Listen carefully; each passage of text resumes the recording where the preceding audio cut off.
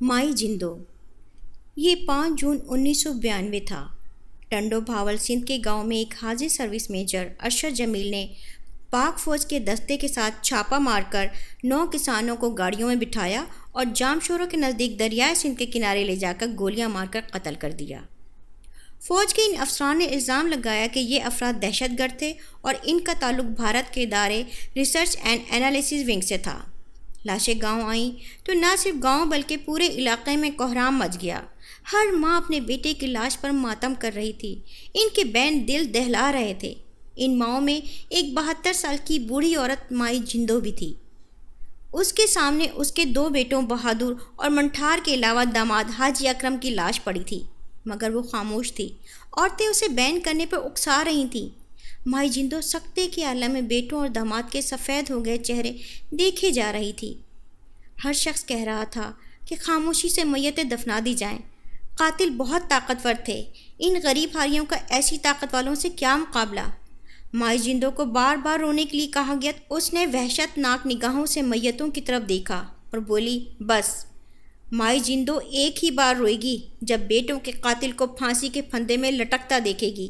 سب جانتے تھے ایسا ممکن نہیں تھا، مگر آخر لوگ خاموش ہو گئے۔ مائی جندو کی بیٹیاں رلا رہی تھیں، مگر مائی جندو ساکت بیٹھی قتل ہونے والوں کو تکے جا رہی تھی۔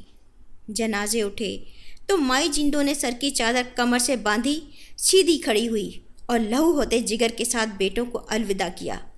مسئلہ یہ نہیں تھا کہ ٹنڈو بھاول اندرون سندھ کا ایک دور دراز گاؤں تھا، اور تب دریائے سندھ کے اس کنارے پر قتل ہونے والوں کی ویڈیو بنانے کے لیے موبائل کیمرہ بھی نہیں آیا تھا۔ ملک اور سندھ بھر میں یہ خبر چلی کہ دشمن کے ایجنٹ مار کر ملک کو بڑے نقصان سے بچا لیا گیا۔ جس نے پڑھا سنا اس نے شکر کیا۔ جب سارا ملک شکرانہ ادا کر رہا تھا، تب مائی جندو نے احتجاجی چیخ ماری۔ اس چیخ نے پرنٹ میڈیا کی سماعتیں چیر کے رکھ دیں۔ مائی جندو بوڑھی تھی، جسمانی لحاظ سے کمزور، مگر وہ 3 مقتولوں کی ماں تھی۔ اس نے طاقت کے مراکز سے جنگ کا فیصلہ کیا اور اپنی 2 بیٹیوں کو ساتھ لے کر قاتلوں کے خلاف اعلان جنگ کر دیا۔ سوشل میڈیا کی غیر موجودگی میں یہ جنگ آسان نہ تھی، مگر نقارے بج چکے تھے، کشتیاں جل چکی تھیں اور واپسی محال تھی۔ اخباروں اور صحافیوں کے ہمراہ مائی جندو نے اس چیخ کو طاقتی مراکز کے سینوں میں گھونپ دیا۔ پہلی جھڑپ ختم ہوئی تو گرد چھٹی تو معلوم ہوا کہ قتل ہونے والے دہشت گرد نہ تھے بلکہ میجر ارشد جمیل کا ان کے ساتھ زرعی زمین کا جھگڑا تھا، جس کی سزا میں انہیں قتل ہونا پڑا تھا۔ 24 جولائی 1992 کو جنرل آصف نواز اور نواز شریف نے ملاقات کی اور جنرل آصف نواز نے میجر ارشد جمیل کا کورٹ مارشل کرنے کا حکم دے دیا۔ 29 اکتوبر کو فیلڈ جنرل کورٹ مارشل نے میجر ارشد جمیل کو سزائے موت اور 13 فوجی اہلکاروں کو عمر قید کی سزا سنائی۔ میجر نے پاک فوج کے سپہ سالار کو رحم کی اپیل کی، جو 14 ستمبر 1993 کو مسترد ہوئی۔ اس کے بعد رحم کی اپیل صدر فاروق لغاری سے کی گئی، جو 31 جولائی 1995 کو مسترد تو کر دی گئی، لیکن سزا پر عمل درآمد روک دیا گیا۔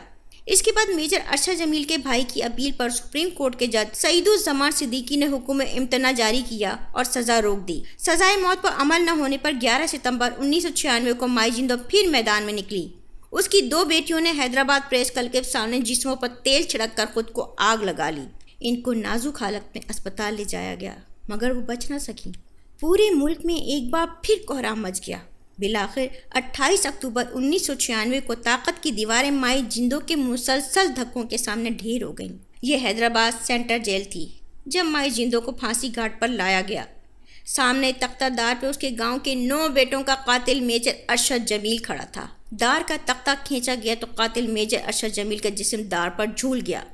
عین اسی وقت سامنے کھڑی مائی جندو کی بوڑھی مگر زور آور آنکھ سے ایک اشک نکلا اور اس کے رخسار کی جھریوں میں تحلیل ہو گیا۔ مائی جندو، تمہیں دنیا کے تمام کمزور اور مظلوم سلام کرتے ہیں۔